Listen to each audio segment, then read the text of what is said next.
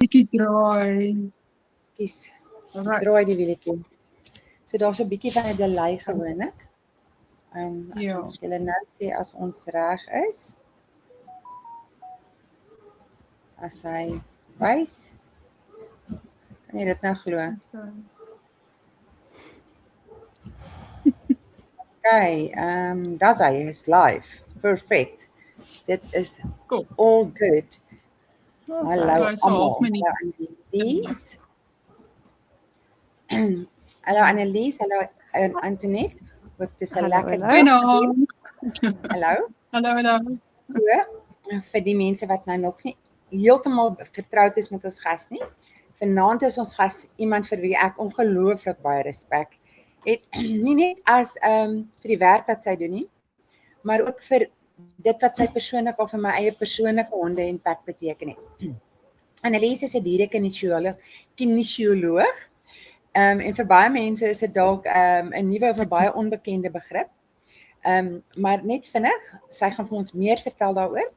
Ek verstom my altyd aan wat Annelies reg kry en hoe sy dit doen. En ek kan vir julle sê, hierdie gaan 'n baie interessante gesprek wees en ek hoop almal luister met aandag oor wat sy wel vir julle honde kan beteken. Baie welkom Annelies, dis regtig 'n voorreg om jou hier te hê en ons sien uit dat jy vir ons meer vertel van dierekinesiologie. O my vader tog, ek dink ons moet dit in Engels doen. Ja, jy gaan baie tongue-tying wees julle, so ja, verskoon met Ja. my ook. Ja. So. Skus, ek Dankie. presies so. Ek wil net seker maak dat ek alles kry Okay. en almal. Dankie, dit was 'n mooi intro gewees vir jou dan. Ja. Cool. Vertel ons Ja. Annelies, Alright. vertel ons van jouself. Annelies, hallo, dit was baie lekker om jou weer te sien. Ja, selfde. Hallo. Ek dink die laaste keer as ek jou gesien het was by die summit in Pet Johannesburg. Ja, by die Pet Summit, ja. Verlede jaar, dus korrek, ek dink dis die laaste keer wat ek jou gesien. korrek, Yes, ja. by die Pet Summit. So, Ja. ja, cool, dit is ook alweer. Dis 'n jaar vir 'n jaar, nee Rita. Die Dit is 28ste, weer- 9 dan was dit einde maand. Ja, maat, ja. Ja, kan jy glo jare Kan verby jy gegaan. believe Unbelievable. En hier is ons ja, Kan met op 'n nuwe venture met African Pet Health en ja, en al die lekker dinge wat in die lewe gebeur Ja. nie. So. Ja, ek wil sommer net gou vinnig Annelies voor ons begin. Ons het gesê ons gaan Afrikaans Engelse of Engels-Afrikaans episodes doen, maar jy weet ons wil niemand uitsluit nie. So as ons die taal bietjie gooi en ons gooi bietjie Engels, gooi bietjie Afrikaans, dit is so omdat ons wil hê mense moet voel hulle is ingesluit en ons wil nie enigiemand verloor nie. So as daar Engelse luisteraars is of kykers is and they don't get the Afrikaans or they're missing something in Afrikaans, just drop a comment and we're happy to answer or Annelies will be happy to just give a quick answer in English as well. So ons wil niemand uitsluit of so nie. Dis all So inclusive. ja, ek dink op daai noot, yes, we're all inclusive. Lekker mengels vanaand. We love them all. Ons gooi hom in albei tuils. Yeah. Annelies, as ons sommer kan afspring, wat is kinesiologie? Wat is is dit? kinesiologie? Right. Okay, so basies die maklikste manier is net om te sê kinesiologie is 'n holistiese metode wat ons gebruik om basies te determines, om weet om sien daar begin die Engels al klaar. Okay. Om basies te sien waar daar wanbalans in 'n dier se liggaam is. En die manier hoe ons basies kyk hoe daar wanbalanse is as gevolg van spiertoetsing wat ons basies gebruik. Nou ek weet mense vra altyd vir my so half, okay, maar wat is spiertoetsing? Spiertoetsings is basies ons liggaam het sy eie bioterugvoer stelsel. En dit werk daardeur dat ons het 'n neurologiese stelsel wat ons brein en ons senuwees en ons spiere alles konnekteer met mekaar. En die oomblik as daar stres is, of iets is wat stres veroorsaak in die brein, dan veroorsaak dit wat ons half sê 'n neurologiese glitch. Tussen die impulse wat gaan van die brein na die senuwees, na die spier toe. En dan in daai oomblikie gee dit vir ons wat ons half noem ek wil al sê 'n swak 'n swak spier en dan gee die persoon se arm mee. En dit gee dan vir ons leidrade dat daar so stres is met daai spesifieke dinge waarna ons basies getoets het. So as 'n mens kyk na diere, hulle ervaar stres, trauma, voedingswanbalans, hulle omgewingsdruk en so aan, net soos ons as mense. En dit is nou juist waar dierekinologie dan nou lekker inkom, want dan kan ons dit gebruik om te sien wat hierdie faktore is en jy weet waar daar probleme basies vir hulle is en hoe om hulle daar nou te kan help. En dan gaan ek nou sommer net so met die ingang met dit ook nou sê. Ek weet party mense kan soms sê ja, maar dit klink bietjie woe en so aan. En ek wil eerlik wees, daar's niks woe daaromtrent nie. Dit val in die realm van quantum physics en daai tipe van ding ook. Maar kinesiologie kom eintlik van die chiropraktisynveld af oorspronklik. En wanneer mens spesifiek kyk na kinesiologie, dan werk ons met anatomie, met fisiologie, met neurologie, met biomechanika en dan ook werk ons natuurlik met, ek wil half sê, kom ons sê die woo-woo aspekte wat dinge is, soos jou chakras en jou aura en daai tipe van ding. En dan natuurlik ook jou tradisionele Chinese medisyne wat jou akupunktuurpunte is wat werk op jou meridiane. So al daai dinge is actually baie wetenskaplik. Maar ja, daar is op hierdie stadium is daar hier en daar nog dinge wat moet bewys word. Maar ek werk al soveel jare hiermee en al wat ek kan sê is met die diere wat ek al almal gehelp het en met die inligting wat deurkom, kan ek nie anders stel as glo dat dit een van die dae gaan dit wetenskaplik bewys word op alle vlakke nie.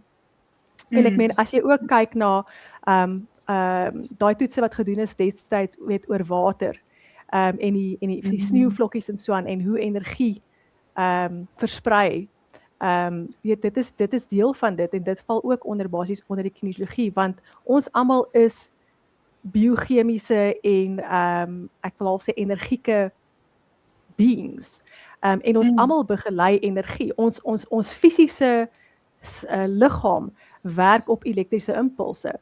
Dit is hoekom dit so belangrik is om water te drink, want as jy nie genoeg water drink nie en jy gedehidreer is, dan kan jou elektrisiteit in jou liggaam nie reg funksioneer vir jou senuwees en jou brein en alles om mooi saam te werk nie. Maak sin, nee. Yes. So ek hoop dit verduidelik dit bietjie. Ja, dit verduidelik dit baie mooi. Dit is 'n baie mooi verduideliking eintlik actually. Dit maak net soveel sin. Ons is saamgesit van matter en die energie daarin. Dis hoekom soveel dinge in die omgewing 'n invloed het op ons. Warm hitte, sterre, die maan het 'n invloed op ons en dan spot ons daaroor, maar dit is oor saamgesit is van energie. So dit is selfs soos die magnetiese veld. Ons almal het 'n magnetiese veld wat rondom ons is en dit is waar jou auras en daai goeders ook alles half ook saam inval. Want ek meen dit is hoekom ons kan staan op die aardbol en die afval van die aardbol af nie. Dit is hoekom selfoontorings en al hierdie tipe van goeders ons beïnvloed, want dit beïnvloed en dit breek deur ons magnetiese veld.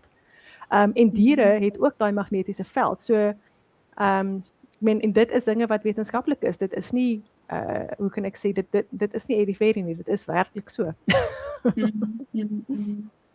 Ja.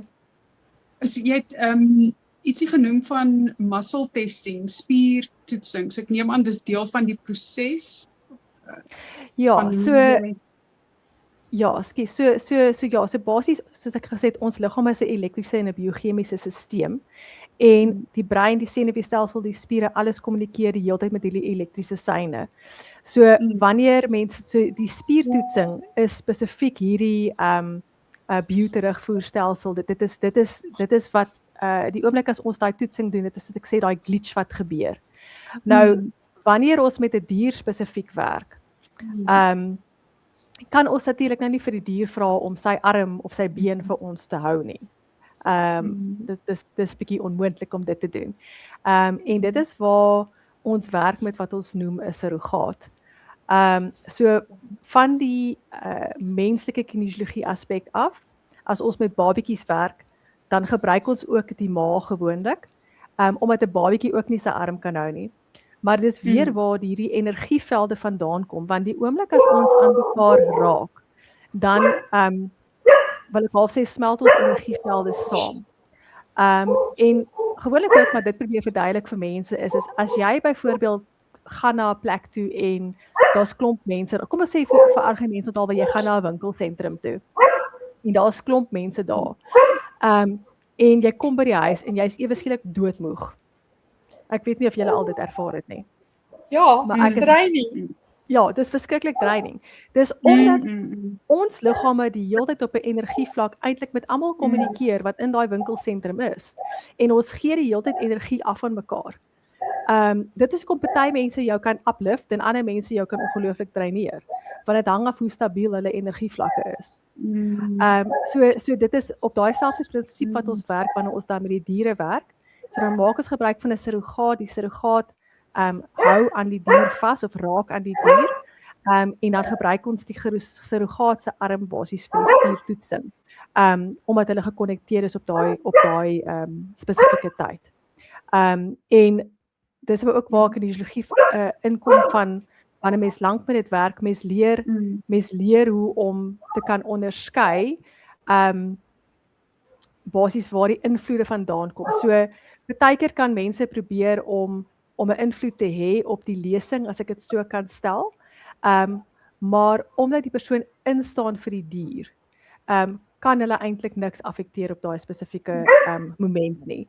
En dit het maar te doen met hoe 'n mens die hele storie opset as kinesioloog en die manier hoe mense vra en al daai tipe van dinge.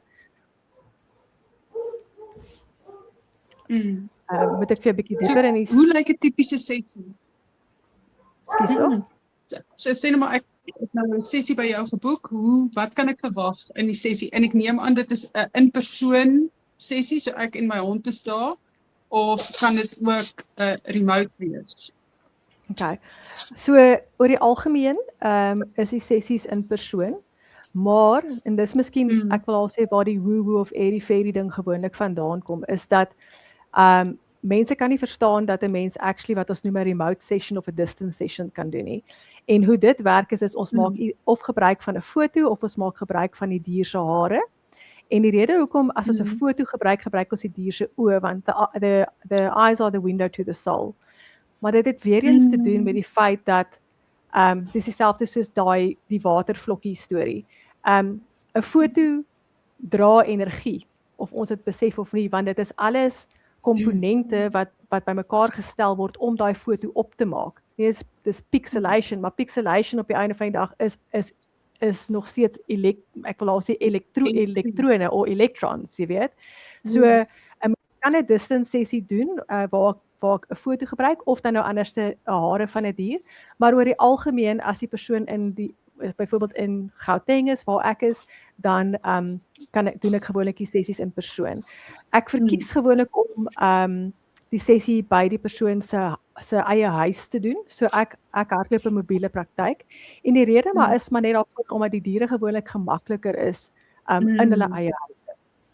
En ja, so wat jy basies kan verwag in 'n sessie by my is dat gewoonlik sal jy 'n konsultasievorm invul sodat ek kan sien waarmee dit is waarmee ons werk.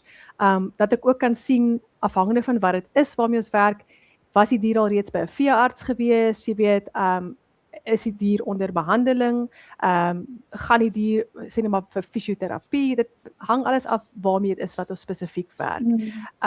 En natuurlik ook dat ek kan 'n bietjie agtergrond kry van hoe lank is die probleem al daarso, jy weet, en soos ek sê wat alles gedoen is. So dan byvoorbeeld as ek by jou huis aankom, sal ek eers net bietjie rustig met die dier wees, dat hulle net gewoond kan raak aan my, want dit is belangrik dat die dier wil vir my permissie gee om basies te werk. En ek weet dit klink snaaks om te sê die dier moet vir my permissie gee, maar dit is baie belangrik. Ek weet dat jy lag nou daar so ek sien jy wil iets sê. Nee, ek het uit ondervinding in myne al, ons het al baie interessante situasies gehad met my honde, wat hulle besluit, nou is hulle sommer vies van Annelies, en dan wil hulle niks verder mee doen nie, of ons lag oor iets wat uitkom, en dan, ja, so dit is nogal belangrik, dat die diere ook gemaklik moet wees, so, ja, net 'n ou memory. Ja, Mm. ja, so basies as so ek spandeer net so 'n bietjie tyd met hulle voor die tyd, as hulle dan nou gemaklik is dat ons kan dan nou met die sessie begin. Dan sal ek eers die surrogaat net toets om seker te maak dat die surrogaat se stelsel reg is dat ek met die persoon kan werk. Ja, en dan basies begin ons informasie dan konnekteer ons die dier en die persoon en dan begin ons informasie kry rondom die probleem. So kom ons sê nou maar vir argumentshalwe ons werk met 'n spysverteringsprobleem. Dan begin 'n mens kyk byvoorbeeld van 'n anatomie vlak. Mens begin kyk wat se organe, jy weet, kom op in die spesifieke situasie.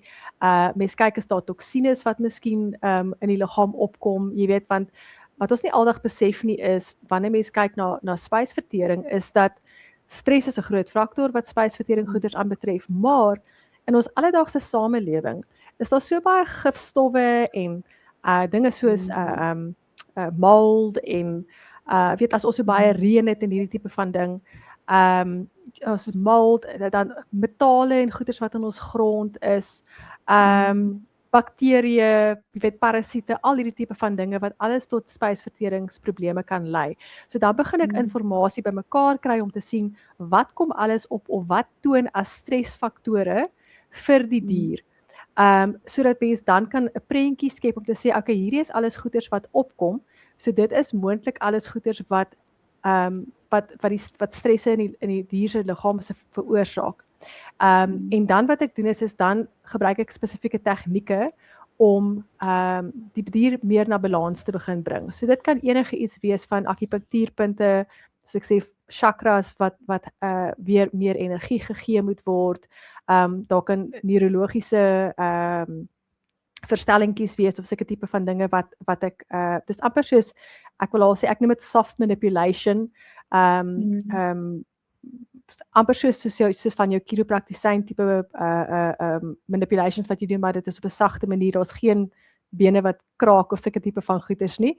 Ons werk op spesifieke punte wat ons noem neurovascular of neurolymphatic punte wat wanneer mens op dit vryf dan help dit om weer energie terug te stuur na die organe en die spiere wat almal gekonnekteer is tot dit en dit is waar jou TCVM tipe van dinge inkom. En dan na ek dan nou dit alles gedoen het en die dier vir my sê okay cool, dit is nou genoeg. Want afhangende wat fout is kan die dier partykeer ook net 'n sekere hoeveelheid dinge hanteer of korreksies hanteer. Dan van daar af dan kyk ek wat se ondersteuning het die dier byvoorbeeld nodig. So die ondersteuning kan enigiets wees van dat ek byvoorbeeld nog 'n sessie met hulle moet doen of byvoorbeeld dat die dier moet gaan vir akupunktuur, dat ons moet kyk na kosveranderinge. Jy weet dat ons byvoorbeeld moet kyk na supplemente of selfs dinge soos tissue salts, jy weet, bachflowerolies, al daai tipe van ding. So en dan sal ek vir die eienaar 'n periode van tyd gee wat hulle hierdie dinge moet doen en dat ons kan sien waar daar veranderinge is en waar daar nie veranderinge is nie. En dan oor die algemeen vat dit so 24 na 48 uur vir die liggaam om al hierdie dinge te prosesseer. So dan check ek gewoonlik in daarna met die eienaars net om te hoor hoe dit gaan, wat se verskille sien hulle, is daar verskille, is daar nie verskille nie, en so meer. Okay. Ja. En wat se diere? Kan dit enige dier wees? So oor die algemeen werk ek met honde en katte en ook perde. Maar dit kan enige diere wees. Ek het al met 'n hele paar verskillende diere gewerk. Ek het al met koeie en met donkies en skape en hoenders en gemsbok. Ek het al met 2 gemsbokke gewerk. So ek het al met 'n hele paar verskillende diere gewerk, maar oor die algemeen is dit maar honde en soos ek sê perde hier en daar en katte en so aan. Maar ja, katte kan nogal baie keer 'n moeilike een wees. Maar ja, hulle is ook daar. Ja. Okay. Dit klink vir my so interessant. Die een ding wat jy genoem het is, jy weet, wat jy vra oor veeartskos en daai tipe goed. Hierdie is nie 'n vervanging van die veearts se funksie of die fisio se funksie nie. Hierdie is komplementêr tot dit. Is ek reg? 100%, dis 100% reg. Ek sê altyd vir mense, kinesiologie is, en ek gaan dit nou in Engels sê, maar prevention is better than cure. Okay. Mm. Dis beter om holistiese tegnieke te gebruik om voorkomend te wees. Maar ongelukkig, jy weet, is dit maar gewoonlik sodat mense by jou uitkom wanneer hulle nou al alle avenues exhaust het en hulle nou nie meer weet wat om te doen nie. So dan is dit om te kyk wat se informasie. Presies. En want dit met kinesiologie kan jy, alhoewel dit nie 'n diagnose is nie, kan ek baie dinge optel wat 'n veearts nie noodwendig kan optel nie. Maar met dit bygesê is dit vervang nooit 'n veearts nie en ek sê altyd vir mense as dit 'n noodgeval is, jy gaan altyd eers na jou veearts toe. En dit is wonderlik as daar veeartse is. Ek het hier en daar 'n veearts wat met wie ek half kan werk of na wie toe ek kan verwys en dit is wonderlik. Maar ek weet nie al die veeartse is noodwendig altyd oop hiervoor en so aan nie, maar dit is okay, dan werk 'n mens rondom dit.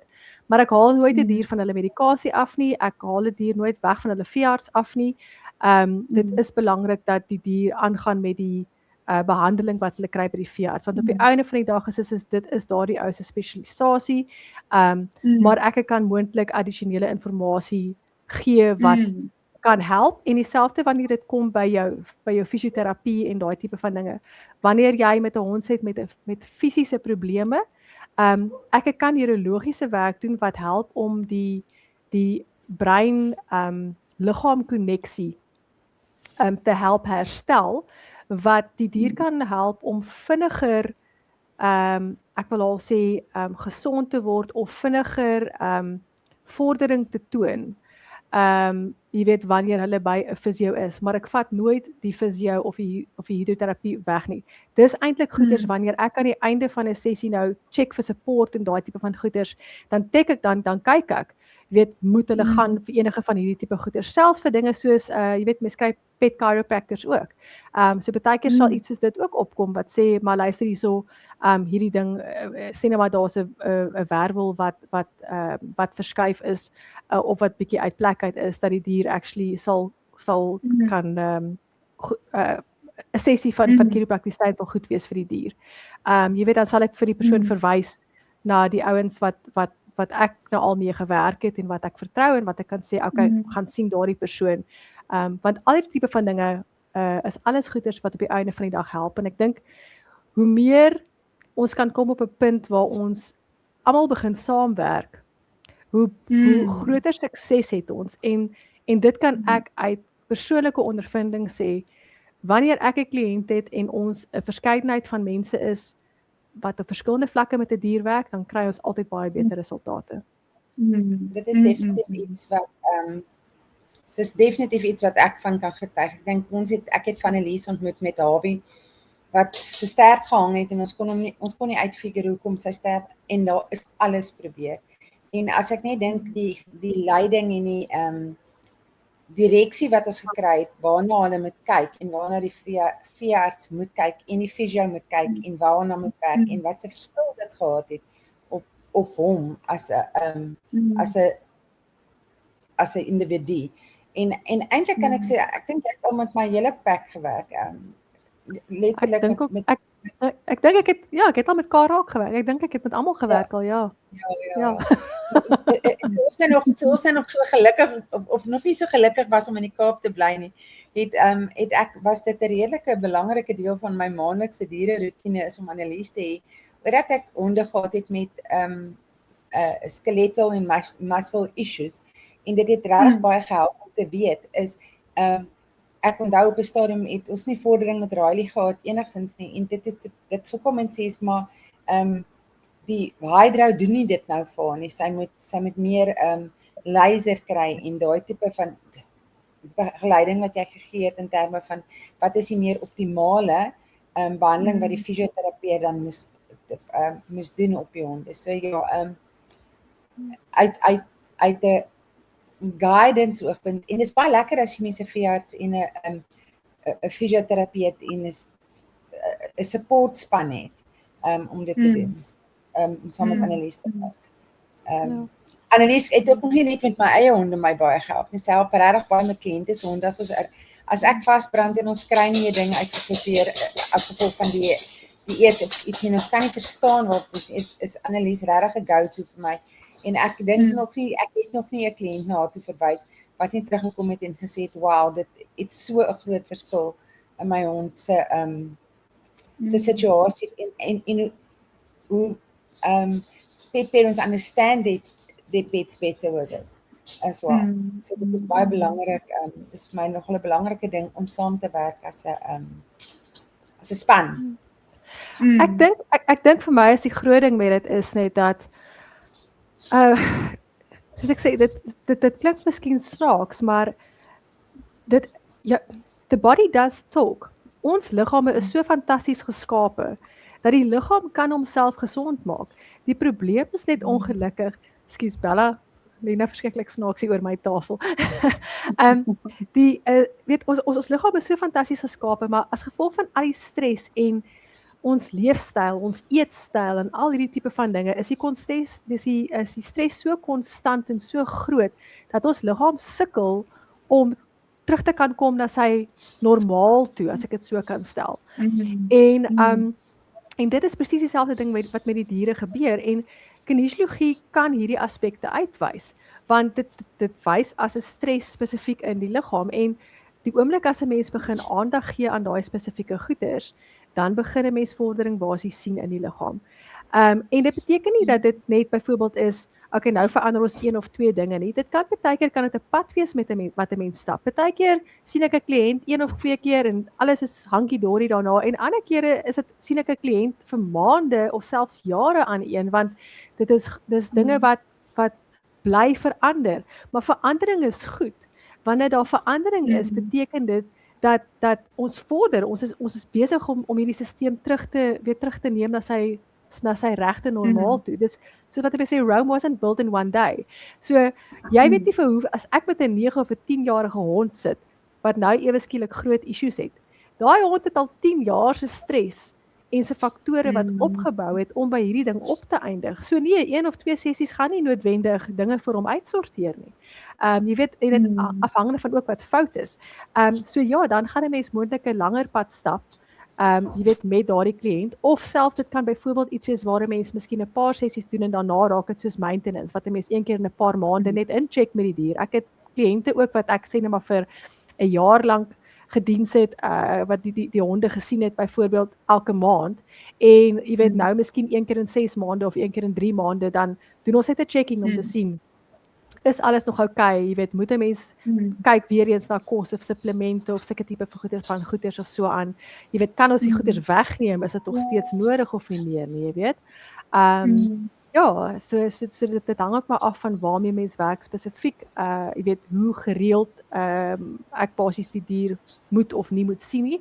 En baie kere doen ek 1 of 2 sessies en dan is my hulp nie meer nodig nie, maar dan moet die hond permanent onder byvoorbeeld of vir 'n lang periode van tyd onder die fisio gaan of die veearts wat akupunktuur doen of sulke tipe van goeders. En dit is fantasties, want die hond kry hulp en dit is waar dit gaan is dat die hond moet, of die kat of wat ook al, die perd, ons wil die dier na sy gesondheid toe bring so maklik en so vinnig as moontlik met die regte behandelinge. En dit is nie noodwendig een persoon nie, dit kan verskillende persone wees en ja, soos ek sê, tydperk hang af van persoon tot persoon of geval tot geval. Is daar 'n geval van die, want jy het vroeër gesê van partykeer vies reetase honde hulle vir jou. Is daar 'n geval waar die hond miskien nie reg is om nou na die volgende stap toe te gaan nie? Beslis. So afhangende van weer eens waarmee 'n mens werk, sê net maar 'n mens sit met 'n hond wat redelik siek is, wat al langtermyn of kronies siek is, kan die liggaam net 'n sekere hoeveelheid behandeling hanteer, omdat die liggaam alles moet prosesseer. So dan kan ek baie keer vind dat ek byvoorbeeld net 'n kort sessie met die hond kan doen of die kat kan doen. Kom ek sê met die dier kan doen voordat die dier vir my sê, okay, dit is genoeg, ek kan nie meer as dit hanteer nie, my liggaam moet dit nou eers prosesseer. Dieselfde met wat ek ook baie kere vind is met van die neurologiese werk wat ek doen, omdat dit soft tissue manipulation is, dit maak nie seer of sulke tipe van dinge nie, so die diere hanteer dit gewoonlik baie makliker. So partykeer sal daar sê net maar opkom dat die dier sal kan baat vind by 'n chiropraktisyn of by 'n veearts wat akupunktuur doen, maar as ek toets of ons kan gaan daarvoor, dan sal die dier vir my wys nee, die dier hy's nog nie reg daarvoor nie. En dit is okay. Dan dit is die belangrikste ding vir my is dat ons moet leer om na ons diere te luister en respek te hê vir hulle as die wesens wat hulle is. Jy weet ons en ek praat van myself uit eie ondervinding hierso, jy weet, is 'n mens wil soveel moontlik vir jou diere doen as wat jy kan. En partykeer dan neem jy dinge in jou eie hande en jy spring dinge vooruit in plaas van om te luister en te kyk of hulle reg is vir hierdie tipe van goeders. Maar weer eens, dit is waar die kinesiologie vir my lekker is, want ek kan net hulle check. En met een van die veeartse wat ek gewerk het, was dit lekker, want ek kon gekyk het, okay, sê nou maar die dier het gegaan vandag vir hulle laser of hulle akupunktuur. Partykeer sal dit terugkom en dan sal die dier vir my gee, hulle hou nie van die akupunktuur nie, maar hulle hou van die acupressure wat gedoen word met die laser, want dit is 'n bietjie minder invasief as wat die naald is. En dan kan ek vir die persoon weer gee en sê, okay, vir die volgende 2 weke doen eerder jou 1 keer 'n week sessie, maar doen eerder met die laser. En dan kan ek die terugvoering kry waar die persoon vir my sê, ja, die dier is nou weer baie rustiger, gelukkiger om te kom, sterkie waai as ek daar is, jy weet, daai tipe van ding. So ja, ek antwoord is seker meer as wat ek moet. Ja, of weet, ek hou daarvan hierdie ding van dit bou ons verhouding en dit maak ons band met ons diere sterker. Jy weet, ek gaan dit nou 'n bietjie terugbring na rescues toe. Jy weet, ek neem aan jy werk met rescues en hulle kom ook oor jou pad. Ja. En dis altyd vir my interessant hoe ons as mense 'n soort van 'n timeline het. Jy weet, dag 1 moet dit gebeur, dag 7 moet dit gebeur en dit neem ons skedule in ag, maar dit neem nie noodwendig die dier se vermoë om aan te pas in ag nie. En dit is wat ek hou van hierdie ding. Dit is wat sê my man sê altyd eie tyd, eie teiken. So wanneer jy reg is, dan gaan ons na die volgende stapie toe. En dit is vir my mooi en daai band wat sterker word tussen jou en die dier. En die ding is jy bou daai vertroue dat die dier sien dat jy respekteer hom en sy benodighede. En dit maak die wêreld se verskil wanneer jy dit het. En vir my 'n dier is 'n sentient being. Hulle weet regtig oor die algemeen wat hulle nodig het. Ek meen dit is waar hierdie dinge ook inkom van zoofarmakaksie. Jy weet, en weer eens, ek kan my eie diere gebruik hierso as voorbeelde vir dit. Ek het 'n hond wat idiopathic seizures kry. En spesifiek vir haar groei ons CBD plant. Ek het 'n paar plante in my tuin wat spesifiek vir haar is. En ek gee ook nou normaal met CBD druppeltjies ook, maar ek is op hierdie stadium is ons so met haar, sy help haarself. Wanneer sy voel dat haar liggaam dit nodig het, dan gaan sy na daai plant toe en sy gaan eet aan hom. En ek het al selfs gesien met my ander honde, wanneer hulle om een of ander rede, partykeer kan dit wees dat hulle soek ekstra fiber, partykeer kan dit wees dat, kyk, want CBD het baie goeie benefits oor die algemeen vir jou gesondheid, maar partykeer sal ek sien, dan sal hulle ook gaan en hulle sal ook gaan eet daarna. En ek wil eintlik vir die kykers sê, kyk partykeer met dinge in jou huis, selfs met vleis. Jy kan 'n spesifieke stukkie vleis vir 'n dier offer en die een mag dit eet en die ander een mag dit nie eet nie. En dan kom ons sê jy gee 'n stukkie beef. Die een mag dit eet en die ander een wil dit nie eet nie. En dan gee jy 'n stukkie hoender en dan eet die ander een dit. Daar's 'n rede hoekom dit gebeur. Want dit val in met ons TCVM praktykgedeelte waar kos verskillende waardes het. En wat ek bedoel daarmee is ons het wat ons noem warming food, cooling foods, neutral foods. En daai kosse het 'n manier hoe dit op die liggaam hoe dit die liggaam beïnvloed wanneer daar sekere siektetoestande is. En dan gaan dit en dan sê maar hy soek net daai spesifieke kos, want dit is die ding wat vir hom help. En jy weet, dan dink ons partykeer maar, nee maar, die hond moet nou dit eet, of die kat moet nou dit eet. Waar as 'n mens eintlik net vir hulle baie keer die opsie gee, dan sal hulle eintlik vir jou wys wat dit is wat hulle nodig het. En ek en Rita het ook al gesels hieroor.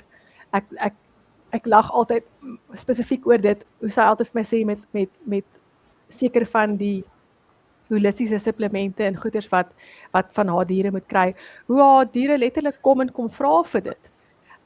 Jy weet, en dit is interessant, ek het dit ook al self, partykeer dan sal ek dit vir my dier hou om te vat, en dan sal die hond dit vat net so, en ander kere dan wil hulle dit net nie hê nie, en dit is belangrik dat 'n mens luister na daai tipe van dinge ook.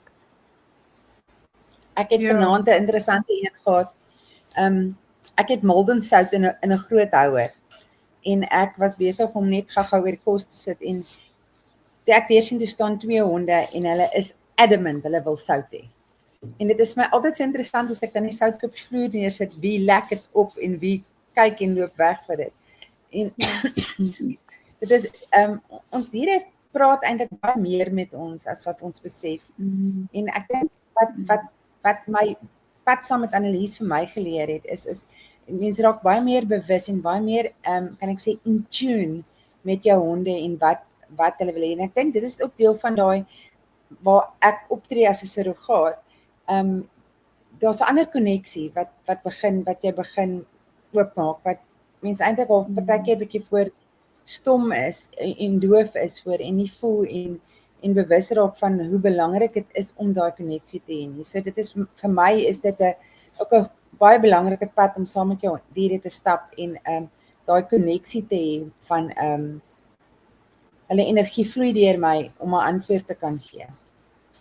So ja, dit is werklik 'n baie insiggewende en verrykende ondervinding om hiermee te deel vir my. En net as ek net gou vinnig daar kan inspring, Rita, net om terug te kom met die surrogaat situasie van die energie wat ons met mekaar deel. En dit kan, ek wil al sê, elke kliënt waarmee ek werk, vir alles dat hulle eerste keer is wat ons 'n sessie doen. Gewoonlik na daai sessie, enigiets van of gedurende daai sessie of enigiets tussen 10, 15 minute, 30 minute daarna is hulle absoluut flenters, moeg. En dit is omdat ongelukkig deur daai tyd trek 'n mens wel bietjie energie van mekaar. Maar ja, dit is basies hoe dit werk, maar soos wat jou liggaam ook meer gewoond raak aan dit, dan raak dit nie meer so erg nie, dan kan 'n mens op 'n punt kom waar jy dit nie noodwendig voel nie. Maar dit bewys maar net daai situasie van dat ons wel energie die hele tyd met mekaar exchange.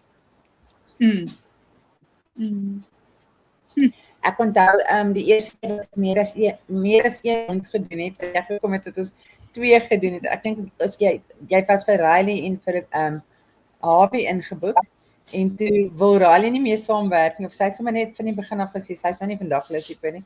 Toe gebruik ons nou, toe het ons nou vir Leia ingebring. En ek was gedaan geweest. Ek het net gedink, hoe doen hierdie vrou 5 of 6 sulke sessies 'n dag met verskillende kliënte, want dit moet van jou kant af ook 'n ongelooflike energie draining tap wees, want jy sit met baie ander energie wat jy optel wanneer jy in 'n huis instap met nuwe individue en nuwe honde en so aan.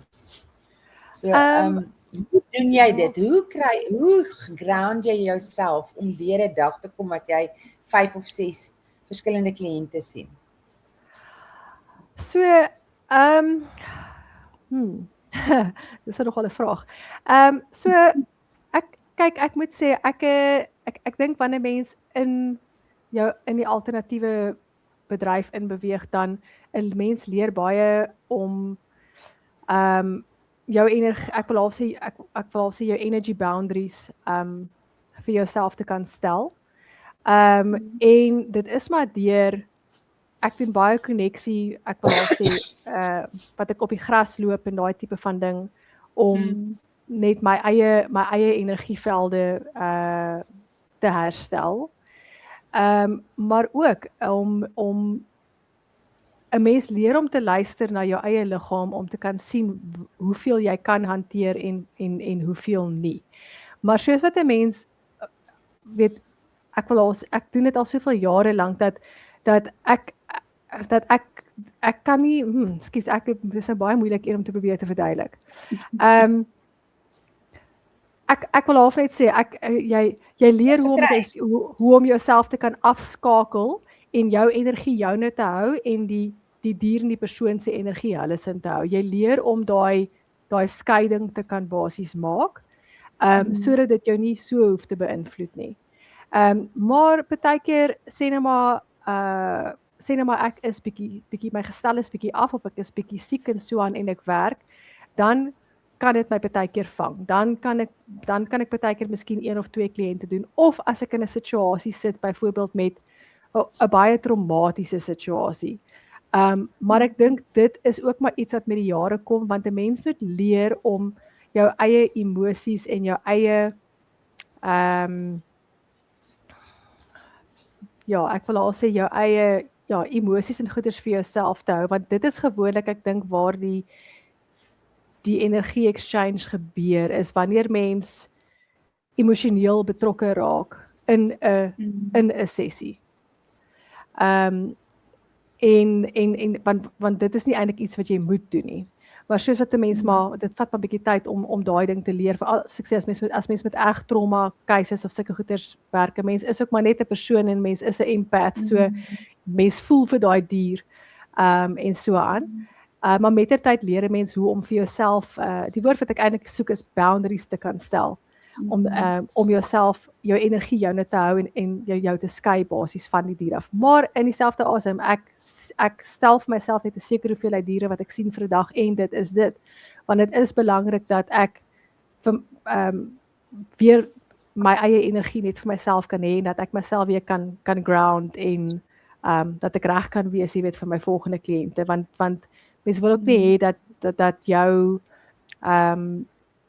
moegheid basies die diere beïnvloed waarmee jy werk nie. En ek dink dit is iets wat baie belangrik is as jy in hierdie tipe van veld is om baie vinnig te leer, jy weet, of jy 1 of 2 of 3 diere kan sien of nie. En eerder op te werk na dit toe, tot jy voel jy is stabiel genoeg dat jy nie enigsins 'n invloed in die sessie het nie. Maak dit sin wat ek sê? Ekskuus, ek dink nie ek verduidelik dit vreeslik mooi genoeg nie. Dit is baie duidelik en dit maak baie sin. En dit is ook soos wanneer jy oefen vir 'n marathon, eventually is jy so fiks dat die verskil tussen 'n halfmarathon en 'n volmarathon maak nie meer saak nie, want jy is fiks en dit is wat jy doen. So dit is 'n good athlete. Train yourself. Annelies, as ons kyk na distance sessies, nee, is dit vir jou meer verduidelik vir ons hoe werk 'n distance sessie? Ek weet jy doen nou, omdat ons nou ver van mekaar af bly, en so aan doen jy nou baie meer distance sessies vir my wanneer ek iets nodig het. En ek is altyd net so amazed dat hoe akkuraat jy kan wees, want dit is ook nie dieselfde gesprekspatroon wat jy het wanneer jy jou kom sien en by die huis sit en nou gaan jy na my met my honde werk en ons het 'n fisiese kommunikasie nie. So wanneer jy 'n distance sessie het, vat ons bietjie deur 'n distance sessie asseblief. 'n Distance sessie is glad nie eintlik enigstens anders as 'n sessie wat 'n mens in persoon doen nie. Die enigste verskil is dat die eienaar is nie daar wat 'n mens basies mee kan gesels ook en so aan nie. Maar soos ek sê, dan in daai geval ook werk met 'n foto of werk met die dier se hare. En ek kan ook gebruik maak van 'n persoon om as surrogaat in te staan basies. Of ek kan doen wat ons noem self-testing, wat ek basies myself kan gebruik basies om in te staan as die surrogaat as ek so kan stel. Maar die proses is presies dieselfde. Dit is, jy konnekteer in met die dier, jy vra vir die dier permissie dat jy met hulle kan werk.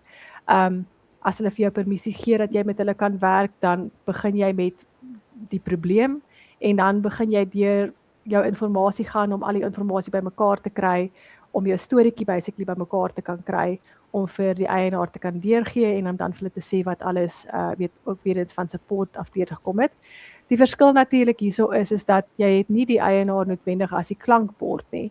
So die eienaar moet dan basies deur die inligting gaan en terugkom met vrae as hulle basies vrae het sodat mense daai kan beantwoord. Of partykeer het ek al gekry dat daar miskien iets in die sessie opkom wat ek nie heeltemal kan konnekteer nie. Ek is nie seker waar die inligting inpas nie. Maar dan sal ek nog steeds die inligting deurgee en dan baie keer sal die eienaar terugkom na my toe en sê, nee, okay, ek verstaan dit is dit en dit en dit. Of partykeer sal hulle vir my sê, nee, ek het ook geen idee nie. En jy weet, as dit is nie iets wat vreeslik baie gebeur nie, maar as dit gebeur, dit is ook okay, want somewhere down the line gebeur daar op die einde van die dag iets en dan gaan 'n mens, okay, dis actually waar daai ingepas het. Maar ja, dit werk maar basies presies op dieselfde manier. Die lekker ding wel vir my wanneer ek met die kliënt self ook werk as die eienaar daar is ek dink die ondervinding wat hulle kry deur dit. Hulle kan nie om dit in aksie te beleef en te kan sien die inligting wat deurkom, verstom mense gewoonlik. Selfs met die distance sessions, mense sal vir my sê, genade, ja, okay, so hierdie is op die oomblik besig wat in ons huishouding aan die gang is, ensovoorts. En dan is dit nie inligting wat ek gehad het enigsins nie. Jy weet, en dan sal hulle gaan, maar jy, ek kan nie glo my dier het actually hierdie inligting gegee nie. En dit wys ons net dat ons diere tel alles op wat in ons huise aangaan. Hulle regtig tel stresfaktore tussen familielede op, tussen ander diere, tussen diere en spesifieke persone in hulle omgewing. Selfs wat rondom hulle omgewing aangaan. Ek het al gehad waar ek 'n dier het wat aanhoudend blaf en angstig is as gevolg van die bure se hond wat eintlik abused word.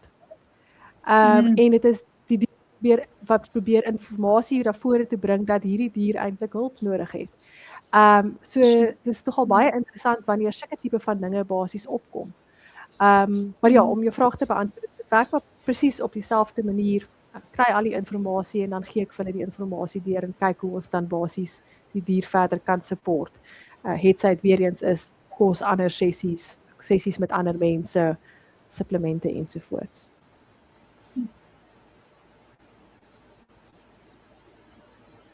Ek is nou letterlik op daai my bek hang oop tipe stadium. Ek spoordeloos praat. Want dit is, jy weet, ons is so lief vir ons diere en dis waar hulle is sentient en jy weet hoe meer tyd jy met hulle spandeer, weet jy, dis meer as net 'n dier. Daar is emosie, daar is angstigheid, daar alles is net soos wat ons dit ervaar, glo ek hulle ervaar dit ook. En dit is vir my so mooi om na jou te luister en die empatie wat jy ook die boodskap mee oordra. Jy weet en jy wat verstaan so mooi en gee hulle die kans om hulle ook self op 'n manier soort van te laat hoor. Jy weet, want ons hoor hulle nie in ons elke dag se lewe nie. So ja, my bek hang oop. Ja. So. Ja, ek moet sê 'n interessante ding wat ek en ek weet dit was eintlik een van die vrae wat jy gevra het, so ek spring jou dalk nou so 'n bietjie vroeg voor. Maar een van die mees interessantste goeie vir my wat in kinesiologie opgekom het. Jy weet daai gesegde wat mense sê jy het 'n dier wat lyk soos die dier die eienaar lyk dieselfde. Jy weet baie keer dan sal jy eienaar sien en dan lyk hulle hond of hulle kat net soos hulle, oor die algemeen is maar gewoonlik honde. Maar daar is 'n ding wat ons noem emotional mirroring in kinesiologie. En dit is waar jou dier basies dinge, emosies vir jou letterlik weerspieël. Omdat hulle eintlik dit vir jou wil bewus maak dat dit is dinge waaraan jy moet werk. En ek het nou al menige male gevind, wanneer ek byvoorbeeld 'n dier het wat byvoorbeeld baie angstig is, of sê nou maar hulle sukkel met separation anxiety, of is 'n dier wat aanhoudend blaf, jy weet, daai tipe van ding. Ek praat nie van as hulle lack of training is nie, ek praat van sulke omstandighede. Dan wanneer ek met die dier begin werk, ek wil al sê 90% van die tyd is die eienaar 'n angstige persoon, 'n persoon wat sukkel met angs, 'n persoon wat sukkel om boundaries te kan stel, wat gewoonlik alles van hulle self gee en nooit weet die yes man, die persoon wat nooit nee kan sê vir enige ietsie, so hulle doen alles ten koste van hulle self en hulle brand hulle self heeltemal uit. En daai inligting is letterlik, dit kom deur sodat die eienaar moet bewus wees dat dit is dinge waaraan hulle moet werk. Want wanneer ons met hierdie konstante tipe van stresse sit, dan veroorsaak dit op die einde van die dag fisiese simptome in ons liggame. Dit veroorsaak fisiese siektes. So as jy baie emosionele probleme het en daai tipe van dinge en so aan en jy nie meer dit leer om dit met te deel nie, dan kan dit naderhand oorsit in 'n fisiese simptoom, want dit is die manier hoe die liggaam vir jou probeer sê daar's iets verkeerd. En dis wat wonderlik is van ons diere. Ons diere kom ook in om daai ding vir ons ook te weerklank. En ek het nou al menigte male gehad wanneer die eienaar actually dan begin hulp kry en op hulle self begin fokus, dan begin die dier se gedrag ook verander. En dit is vir my een van die een van die mooiste dinge om te sien wanneer dit gebeur. Maar dit is ook vir my belangrik dat die mense moet verstaan dat die inligting wat deurkom kan net verandering veroorsaak as die stresfaktor geminimaliseer word of geneutraliseer word. As ek terugkom na jou toe en ek sê vir jou dier bring die volgende deur, jy het nodig om na jouself te kyk en aan jouself te begin werk. Of jou dier het byvoorbeeld mental stimulasie nodig, of ons het nodig om 'n behaviorist in te kry om julle te kom help om vir jou te wys hoe om te voldoen aan jou dier se daaglikse mental stimulation needs en training needs en al daai tipe van dinge. As dit nie geskied nie, kan ek vir jou sê, my werk gaan 'n bietjie van 'n verskil maak, ja. Maar ek het in sulke gevalle gehad dat daar dan verder sê net maar daar was vir 'n maand 'n verskil gewees en dan gaan dinge weer terug na die ou manier toe. Omdat die dinge wat gevra was voor nie na vore gekom het en nie toegepas is nie. So dit is regtig belangrik dat mense moet verstaan dat as jy wil begin kyk na iets soos dierekinesiologie, dit is belangrik dat jy bereid is om ook die tyd en die effort in te sit en om te weet dat dan, dit is nie te sê, dit gaan altyd wees, maar dan mag dalk inligting deurkom vir jou, vir dinge waarna jy moet begin kyk in jou eie lewe ook. Absoluut, ja. Ek onthou dis nou krappenderwys, maar ek het eendag vir iemand gesê, miskien moet jy die pilletjie vat en nie die angspilletjie vir die hond gee nie.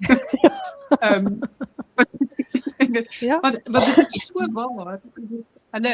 Ek sien dit in ons honde ook. As dinge rustig is en alles, dan is daar nie moeilikheid nie. Die oomblik as daar iets snaaks in die huis gebeur of wat ook al, dan sal hulle mekaar bietjie choke en so aan. Jy weet, dan is daar, dan voel jy dit. Ja, dit is dis energie. Alles gaan rondom energie en dit is hoekom dierekinesiologie werk, want dit gaan oor energiewanbalans. En die oomblik as jy kan verstaan wat die energiewanbalans is en jy kan begin werk aan dit, dan kan 'n mens verskil begin veroorsaak. En ek verkleineer nie Skus tog?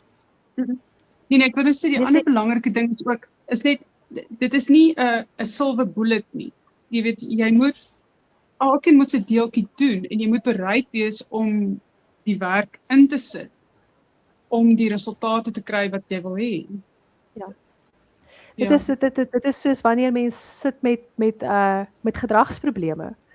Met gedragsprobleme kan daar baie kere is daar fisiese probleme soos pyn of allergieë of sulke tipe van goeters wat onderliggend is. Ek het al gehad waar daar eintlik 'n brain tumor was wat veroorsaak het dat die hond gedragsprobleme begin kry het. Maar baie kere het dit skus nou ek by trade of thought verloor wat ek nou gesê het met dit. Baie keer is daar groot gedragsprobleme wat 'n mens 'n behaviorist moet inbring omdat hulle na dit kyk van 'n ander manier. Die lekker ding van kinesiologie is ek kan dinge optel rondom die gedrag om vir die behaviorist te sê, maar dis dinge wat ek optel en daar's spanning byvoorbeeld tussen daai twee diere as gevolg van A, B of C. Of ek mag dalk miskien nie weet hoekom die spanning daar is nie, maar ek kan sê daar's spanning eintlik tussen daai twee diere, maar miskien word dit uitgehaal op die ander ene. Jy weet of ek tel dinge rondom hierdie gedrag op en dan kan hulle inkom en hulle assessment doen sodat hulle die eienaar kan wys weet hoe om dit te hanteer, want ek dink ook dit is baie keer een van die groot dinge is dat ons verwag ons diere moet net aanpas in ons lewens. Hulle kom in ons lewens in en hulle it's just fitting and you carry on with your day and your work, maar ons dink nie daaraan aan die konsekwente tyd wat gespandeer moet word aan hulle om vir hulle te wys wat dit is, waarvan ons hou, wat ons wil hê, wat ons nie wil hê nie en dit op die regte manier vir hulle te wys en so aan, jy weet. Dus ek sê altyd vir mense, dit is soos 'n 2 of 3-jarige kind. Hulle het leiding nodig en hulle het konsekwente leiding nodig. En ek dink ons onderskat regtig baie waar training en mental stimulasie, weet hoe belangrik hierdie tipe van dinge is en hoe belangrik dit is dat ons met ons diere speel en hierdie bande smee en hierdie tipe van goed en so aan. Dit is baie keer die goed wat op wanneer daar behavior issues is maar dat ons doen op die beste van ons vermoë. Jy weet, gee ons diere van ons diere aandag, maar ons doen dit nie noodwendig op die regte manier nie. Dit is so interessant nie, want toe ons kinders was, ons het altyd honde gehad en ons is baie lief vir ons honde gewees. Maar as ek nou dink hoe ons honde deel van ons lewe is, jy weet, hulle is die hele tyd by my, jy weet, hulle voel die emosie aan, ek kan sien wanneer dinge verander en hoe dit toe was en dan daar is toch duidelik 'n groei gewees. Jy weet, die hond wat in die tuin sit, dit is nie waaroor dit gaan nie. Nou dink jy die diere evolve ook, dat hulle raak ook meer sentient. Ek weet jy kan 'n mens meer sentient raak. Ek het nou nie die regte woord om te beskryf nie. Nee, maar dat hulle ook self evolve. Ek dink nie dit is regtig die diere wat evolve nie. Ek dink die diere nog altyd so. Kan ek sê, okay nee, nee, wag, laat ek dit eerder so stel. Ons as mense is beslis besig om te evolve, sodat ons kan verstaan hoe om ons diere beter te help. Waar ons diere wel, ek wil half sê evolve, is die manier hoe ons deesdae hulle deel van ons families maak. En daar's niks fout daarmee om ons diere deel van ons families te maak nie. My honde is my kinders. Maar ek dink een van die groot dinge wat ons moet besef is dat 'n hond is nog steeds 'n hond. 'n Kat is nog steeds 'n kat. Hulle het spesifieke behoeftes wat vir 'n hond en 'n kat is. So alhoewel ons as ons kinders sien en as ons kinders wil hanteer, moet ons seker maak dat ons wel voldoen aan daai behoeftes. Want ongelukkig is wat ek sê is dit waar daar evolving vir my is, kyk jy na die verkeerde kant toe is waar diere, ek wil half sê, baie keer 'n codependency of 'n hulpeloosheid begin ontwikkel, omdat hulle gewoond is daaraan dat die eienaar alles vir hulle begin doen. En baie keer gaan hulle eintlik baie keer in 'n depressie in, omdat hulle nie 'n kan wees nie, of 'n kat kan wees nie. So ek wil half sê die evolving vir my daar van die dier se kant af is eintlik vir my bietjie na die verkeerde kant toe. Maar ek dink ons met al die inligting deesdae daar buite begin ons al hoe meer beter verstaan hoe om met ons diere te werk en ook ek meen die bewyse dat daar is dat diere emosies het en dat hulle emosies voel en dat hulle dit verstaan en dat ons moet dit kan werk en hulle kan help. En ek in my opinie, 'n dier kan definitief depressief raak. Dit is 'n groot faktor wanneer hulle in 'n ek wil al sê in 'n rotine is waar hulle letterlik eet, slaap en miskien 'n bietjie speel en hulle geen ander stimulasie kry, jy weet, of stimulasie kry en daai tipe van ding nie. Ja, maar dis maar soos Rita met die kos ook, soos wat die diere 'n biologiese behoefte het, omdat hy 'n hond is, het hy bepaalde behoeftes, dieselfde met sy kos, omdat hy 'n dier is dat voer ons hulle 'n bepaalde dieet, want dit is toepaslik vir hulle spesies. Jy weet, en ek dink, wat ek nou hier leer, is dat niks staan alleen nie. Alles is gekonnekteer, so of dit gedrag is, of dit gesondheid is of 'n mikrobiom dieet, al die goeters is geconnect. So jy kan nie, ek was vandag by die dokter gewees, toe sê hulle vir my, ons moet kyk na jou cholesterol en dalk op 'n statin sit. Ek sê vir haar, daar's niks in hierdie wêreld wat my sal oortuig om 'n statin te vat nie, want jy het my nog nie een vraag gevra oor my dieet of my leefstyl nie. So, verstaan jy? So dit is dit dan, en ek dink, ja, dit is 'n holistiese benadering. En ons praat baie maklik, gebruik ons die woord holistiek, maar wat beteken dit regtig? En ek dink ons is ook so geneig om te vergeet, ons praat so van ons wil 'n biologiese gepaste dieet, 'n biologically appropriate diet hê, maar dit gaan ook oor 'n leefstyl. Ek onthou 'n hele paar jaar terug was ek by 'n konferensie in Chicago gewees en een van die veeartse, holistiese veeartse het gesê is, weet, dis alles goed en wel, jy wil 'n holistiese approach hê ten opsigte van dieet, maar daar's ander goeders, 'n leefstyl ook. 'n Hond moet op die gras rol. Hy moet met sy voete op die grond kan loop en nie met boeties op die straat rondloop nie. En dit, al daai tipe goeders is die goeders wat happiness create. So, Baggins het vandag, dit is verskriklik warm in die Kaap gewees en ek het die honde in die swembad gehad en hy uit daai swembad uitkom, toe hy reguit vir die modder en hy het gelyk soos 'n modder potjie rol, nee. En ek het so gekyk daarna en hy het so geblaf en gesels. Hy was so happy gewees, nee. En ons vergeet, dit is wat 'n hond gelukkig maak. Daar's goeders wat honde nodig het. Nie net 'n goeie dieet. Hulle moenie kleertjies aangetrek hê en met skoentjies rondloop die hele dag nie. Hulle moet kan rondrol op die grond en in die gras en in die modder en want dit is biologies appropriate en dit is ook hoe jy nie net jou microbiome nie, jou skin se biome en alles rondom dit enrich ja. So dit is alles 'n globale prentjie van let's work with the whole die holistiese prentjie in terme van kos, omgewing en dan dit wat ons in ons harte en ons siele ook mee begin bewus raak van how do we contribute to that. Ja, en ook net by daai wat jy nou gesê het, Rita, van die potjies. Van 'n energieperspektief af is omdat ons aarde magneties is. Net soos wat dit vir ons belangrik is om te ground, deur om kaalvloed te loop buite, is dit is iets wat baie belangrik is vir diere, vir hulle om van negatiewe energie en goeders ontslae te raak, het hulle nodig om hulle self te ground, hulle het nodig om hulle pote op die gras en in die gras en die grond te hê.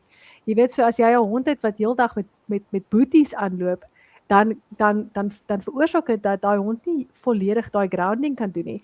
Ek het interessant al gehad dat mense wat in woonstelblokke bly, dat ek kry dit baie kere van die diere, veral as hulle in die boonste blokke bly, dan sukkel hulle verskriklik om hulle self te kan ground, veral as hulle nie uitgeneem word gereeld vir stappies en sulke tipe van goeders nie, omdat hulle so hoog van die grond af is. En dit klink miskien snaaks, maar jy weet, dit is so, en ek dink ook, die ander ding is ook net wat jy nou gesê het, wat ek dink, net iets is wat ek wil noem, wat ek dink verskriklik belangrik is dat, dis een van die ander groot dinge wat ek ook al teekom, is dat, jy weet, 'n mens moet ook leer om jou hond se genetika te verstaan. So, jy weet, ek het 'n Bella wat nou hierso lê, sy is 'n ou Yorkie, die beaver terriertjie, en jy weet, dit is maar tipies die tipe van hondjies wat mense wil opdres en al daai tipe van dinge en so aan, want hulle is sulke pragtige oulike goedjies en so aan. En ek meen, ek het nie 'n probleem daarmee as mense dit doen nie, dit is fyn, maar jy moet ook net vir jou hond ook toelaat om hond te wees. Maar ek weet, 'n terrier, as jy gaan kyk na sy geskiedenis, hy het rotte gejaag. So met ander woorde, sy het, soos 'n Jack Russell, sy het nodig om gate te grou. Jy weet, so dit is belangrik dat 'n mens in jou tuin plek maak of gedeelte het waar jou hond met hartenis kan gaan gate grou en dat dit nie 'n probleem is nie. Want partykeer dan kry ek sulke tipe van scenario's waar ek 'n persoon kry wat vir my sê, my hond grou my tuin uitmekaar uit, asseblief kan jy met my hond kom werk dat my hond ophou om die tuin uitmekaar uit te grou en my plante uit te trek. En dan dan sê ek vir hulle okay, maar jy weet wat se tipe hond is dit? Ja, dan moet mens probeer alternatiewe kry, maar 'n mens moet besef jy moet kyk soos wat jy nog gesê het. Ek dink meeste honde grou. Ek dink nie daar is nie eintlik 'n hond wat nie noodwendig sommer grou nie. So ja, mens wil 'n mooi tuin hê, maar 'n mens moet as jy 'n dier wil hê, moet jy ook aanpassings maak in jou leefstyl om hulle te kan aanvul met die dinge wat hulle nodig het sodat hulle tipe hond kan wees. Ek dink jy ook Antoinette wat soos Ridgebacks en daai tipe van goeders het wat jy moet kyk weet na die hunting style goeders en die stimulasie rondom daai maniere en so want en die rede hoekom ek dit noem is want dit is eintlik verbasend hoeveel kere onder ondersteuningsfaktore sulke goeders opkom as dinge wat die honde voorvra wat hulle eintlik nodig het. Dit is so waar. As die hond nie geleentheid kry om homself 'n hond te wees nie, dan gaan dit uitkom in ander goed, behavior issues, hy gaan die drom omkeer of wat ook al, jy weet, enige sulke tipe goed gaan gebeur, want hy is nie vervul nie. Maar dis met ons ook so, as ons nie vervul is nie, dan wat doen ons? Ons lash uit, ons maak allerlei nonsies. Ja. So, aandag te soek. Yes, Annelies, ek luister hom nou so lekker na jou. Ja. Ek's bly. Ja. Ons is al oor 'n uur, né? So is ek weet nie. Ja. So ek dink ons moet nog 'n sessie boek, Rita. Weet jy waar sy? Ons haar verloor. Sy stryk my van lyn af. Ek hoor ek nog al wifi problems is. Okay, dis seker maar omdat dit so warm is. Smel die wifi. Heel moontlik. Maar is daar enige vrae of enige iets of van die luisteraars af of nie?